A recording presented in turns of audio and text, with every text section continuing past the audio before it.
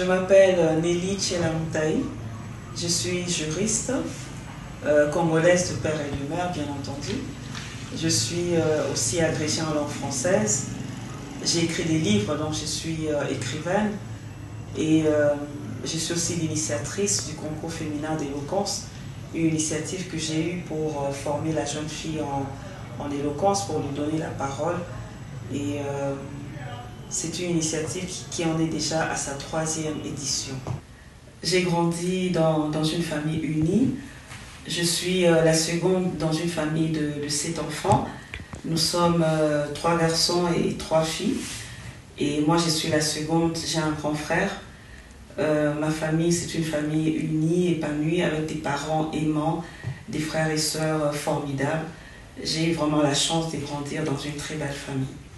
Les meilleurs souvenirs que je garde de ma jeunesse, c'est un souvenir de l'école primaire quand j'étais enfant. L'enseignant avait l'habitude de nous demander de raconter des histoires à nos collègues.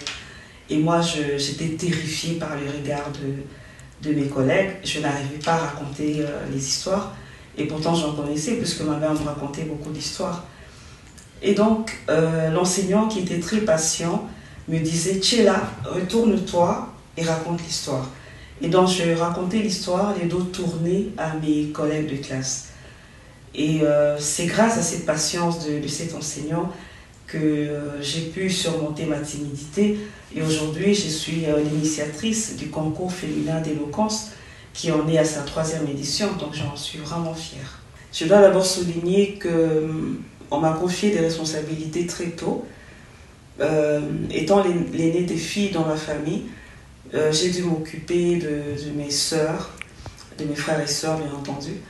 Et quand j'ai commencé ma vie professionnelle, j'étais préfet des études, j'étais très jeune, j'avais 26 ans, et j'étais à la tête d'une école que je devais mettre en fonctionnement. Donc il fallait chercher des professeurs, il fallait chercher des élèves, il fallait faire agréer l'école auprès du ministère.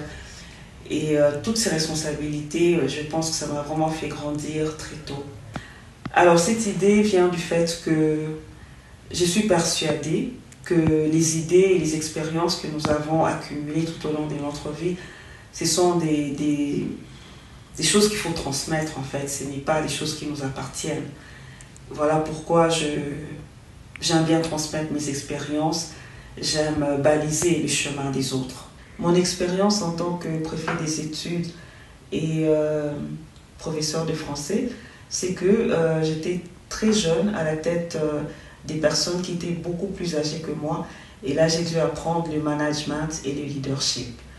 Et comme professeur de français, c'était en fait une lacune que j'ai remarquée de la part des professeurs. C'est pour ça que je me suis improvisée moi-même professeur de français. Pourquoi j'ai initié le concours féminin d'éloquence? C'est tout simplement parce que j'ai trouvé que c'était une compétence essentielle, mais qui n'existait pas et dont les personnes avaient vraiment besoin.